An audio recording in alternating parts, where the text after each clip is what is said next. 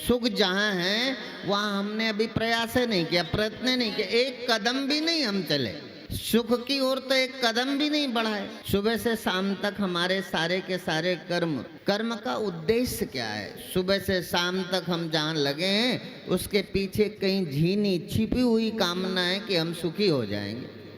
सुख के लिए हम सुबह से शाम तक लगे। पर जो आप कर्म सुख के लिए करते हो, सुख दुख तो नहीं मिलता ना। कितने लोग हैं जिनको कभी दुख नहीं मिलता। आप योजना से बुद्धि पूर्वक प्रत्येक कर्म सुख के लिए करते हैं। ऐसा नहीं कि कोई भी काम, ऐसा कोई बताओ जिसने काम दुख पाने के लिए किया हो। यहाँ तक जेब कतरे ने भी जेब काटी, वो भी सुख पाने के लिए। कोई रेपिस्ट भी बना तो सुख पाने के लिए, है ना। आपने शादी की थी सुख पाने के लिए कि दुख मिले इसलिए शादी की थी? ईमानदारी से बताओ, सुख पाने के लिए ना। तब सुख है ना पूरा। भाई सुख पाने के लिए किया था, शादी की थी, अब तो दुख नहीं होना चाहिए ना। आप लोग तो पति पाके सुख हो, कोई दुख तो नहीं हुआ आज तक शादी के बाद। चलो संसार से हुआ, पति से तो नहीं हुआ ना। अर्थात हम जितना भी करते हैं सारा का सारा कर्म एक दिशा में जा रहे हैं। हम सब सुख चाहते हैं, हम भी तो इसीलिए बने थे। ये सुख की कामना हमें घसीट के साधु बना डाला। हम साधु बन गए, सुख के कारण ही तो बन गए। लगा महात्मा हो जाएंगे, झंझट ही खत्म हो जाएगी, न कोई अपना होगा, न अपनों के बिछुड़ने का दुख होगा। तो आपकी तरह कोई अपना नहीं है, तो अब आप हमारे हो गए, हम आपके हो गए। आपकी तरह अपना कुछ नहीं है, पर फिर भी दो चार लोगों के संबंधों से का त्याग करके सुखी होने के लिए निकले थे। अब लाखों लोगों से जुड़ गए। अब उनका दुख सहन नहीं होता, उनका दुख अच्छा नहीं लगता। अपने भक्त परिवार के बच्चों की असफलता या बुरे कर्म के आचरण में जब हमारे परिवार के बच्चे प्रविष्ट होते, अच्छा नहीं लगता, कह नहीं सकते। हमारा तो परिवार थोड़ा बड़ा ही हो गया, ज़्यादा ही हो गया। कई दफ़ा लगता है हमसे ठीक तो गृहस्थ ही, अपना छोटा सा परिवार है, उसी में सिर मारते रहते हैं, किसी तरह ठीक कर लेते हैं। इसलिए आज अवसर है, इसलिए भूमा में सुख है, अल्प में सुख नहीं है। संसार के पदार्थों में सुख खोजने की कामना मत करो। कर्तव्य है, कर्म तो करो, पर इससे सुखी हो जाओगे? नास्त अकृतः कृतेन, करने से सुख मिलेगा नहीं। सुख तो छोड़ने से, त्यागने से मिलेगा, करने से। नास्त अकृतः कृतेन, सुख ही है जो करने से नहीं मिलेगा। करने से पूरा का पूरा संसार तो मिलेगा, सुख करने से नहीं मिलेगा। सुख तो संसार के त्यागने से मिलेगा।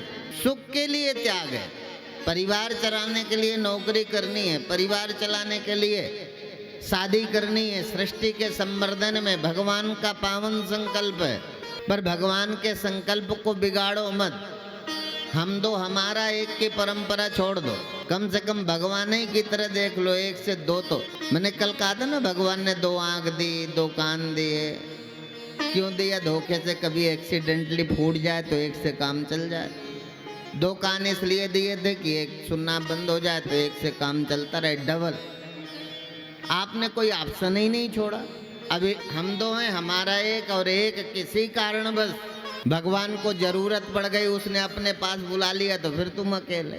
अब अकेले हो गए, उम्र बीत गई, अब दूसरा हो भी नहीं सकता, है ना। समय के बाद तो कुछ होना नहीं है। समय चूक पुनि का पछताने, का वर्षे जब कृषि सुख।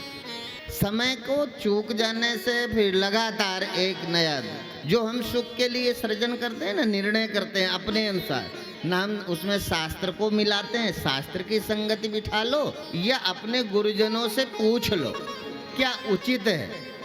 गुरुजन आपको अच्छे नहीं लगते तो कोई तो अच्छा गुरु होगा। मान लो मैं ठग हूँ, मैं झूठा हो सकता हूँ, पर कोई तो सच गुरु होगा ना। किसी से पूछ लो, कोई आपका अपना हितैषी होगा जो आपके विषय में, मैं चलो आपके विषय में बहुत अच्छा नहीं सोच सकता, पर कोई तो होगा ना जो आपके लिए बहुत अच्छा सोचता है, उससे सलाह कर लो। ये सारी की सारी कथा इसीलिए तो थी। इसलिए शरीर सहित संसार में सुख न खोजो। शरीर सहित तो संसार में कर्म करना है, और शरीर मिला है प्रारब्ध भोगने के लिए। तीन तरह के कर्म है, क्रियमाण कर्म, संचित कर्म, संचित प्रारब्ध कर्म। जो आप करते हो वो संचय होता है, संग्रह होता है। जो संग्रह होता है वही आपका जन्मांतर में प्रारब्ध बनकर आता है। जन्मांतर, देहांतर तथा देहांतर प्राप्तिर धीरस्तत्र न मुह्यति। ज्ञानी लोग इसलिए देह के छूटने का दुख स्यापा नहीं करते। ज्ञानियों को पता है मैं मरता नहीं हूँ, देहांतर हुआ है। जैसे स्वप्नांतर हुआ है, तुम वही थे। स्वप्नांतर हुआ ना, शयनांतर हुआ, आप सोए थे अब जग गए हो, अंतर हो गया। पर तुम इन सब में लगातार तुम ही थे। तुम ही गहरी नींद में थे, तुम ही स्वप्न में थे और तुम ही जागृत में भी तुम ही हो। तुम्हारे अलावा और कोई दूसरा तो एक तुम हो जो कभी नहीं सोते, कभी नहीं जगते। यदि तुम यही होते मर जाने वाले, तो मर जाने वाला तो रोज सोता और रोज जगता है। जो नहीं रहेगा वो तो रोज सोता है। एक तुम हो अजन्मा हो जो कभी नहीं सोता। इसलिए तथा देहांतर प्राप्तिर धीरस्तत्र न मुह्यति। बुद्धिमान वो लोग हैं जो देह के छूटने पर स्यापा नहीं करते। इसलिए कहा साधु मरे क्या रोइए, जो अपने घर जाएं। जो अपने घर जाते हैं उनके लिए रोते हैं क्या? आपको तो रोज पता है ना, अपने घर आने में रोना आता है कि खुशी होती है। इसलिए साधु के मरने का मातम नहीं मनाते, महोत्सव मनाते हैं। हम धीरे धीरे अपने जीवन में यही तो है। कल भगवान के रुक्मणी मंगल के विवाह की हमने पावन कथा को श्रवण किया। रुक्मणी मंगल भगवान की झांकी का दर्शन किया, भगवान की बाल लीलाओं को श्रवण किया। बाल लीलाओं में भगवान के सारे कर्म की शुचिता के शौच का दर्शन किया। बुद्धि के द्वारा भगवान कैसे जीते हैं, कैसे रहते हैं, भगवान किन के साथ कृपा करते हैं, भगवान किन से प्रेम भगवान को अधिक है ना, किन किन को भगवान ज़्यादा प्रेम करते हैं और किन किन लोगों का भगवान, किस तरह के लोग हैं जिनका भगवान वध कर देते हैं और किस तरह के लोग हैं जिनके लिए भगवान किसी को भी वध करके, वो गोपवाल है ना, जब धोबी को मार कर कपड़ा देते हैं, पहनाते हैं, चंदन लगाते हैं, अर्थात भगवान किन को सुख देते हैं और किन का वध करते हैं, ये पूरी बाल लीलाओं में लगातार यही तो देखा है। अर्थात भगवान उन्हीं को प्यार करते हैं जिनके हृदय में भगवान के प्रति प्रेम है। इसलिए भगवान के प्रति प्रेम करना सीखो। इंसान में तो कभी न कभी धोखा खा सकते हो, भगवान का भी धोखा। भगवान का विवाह संपन्न हुआ, बड़ी विलक्षण ये संसार है, संसार की बड़ी विलक्षणताएं हैं। संसार आपके अनुकूल नहीं चलेगा, संसार के चलने की थ्योरी अलग है। शरीर मिलना आपका प्रारब्ध है, पर शरीर आपके अनुसार नहीं, वो एक क्रम है। चलते हुए धीरे धीरे ये मृत्यु की ओर बढ़ेगा। ये अभी दिख रहा है, धीरे धीरे अदृश्य हो जाए। अदृश्य होता है ये पता चला। भगवान का विवाह संपन्न हुआ। विवाह के पश्चात कुछ ही समय बाद श्री सुखदेव जी महाराज ने राजा परीक्षित को ये तो बताया, कुछ समय बाद ही उनके घर में एक बालक का जन्म होता है जो साक्षात कामदेव के अवतार हैं, प्रद्युम्न जी। बालक प्रद्युम्न अभी 10 दिन के भी नहीं थे, माँ की गोद में थे। इसे कहते हैं प्रारब्ध। जगत के मालिक योग योगेश्वर भगवान कृष्ण जिसकी उपस्थिति में, तो कहते हैं संबरासुर ने सूती का ग्रह से, अर्थात सूती का ग्रह से अभी रुक्मणी बाहर भी नहीं आई, सूती का ग्रह से ही उनके नवजात शिशु को मायावी संबरासुर ने हरण कर लिया। हरण ही नहीं किया, उस नन्हे से बालक को समुद्र में फेंक दिया। समुद्र में उन्हें उस बालक को एक मत्स्य ने निगल लिया। इसको कहते हैं जाको राखे साइया, जिसको भगवान रखना चाहे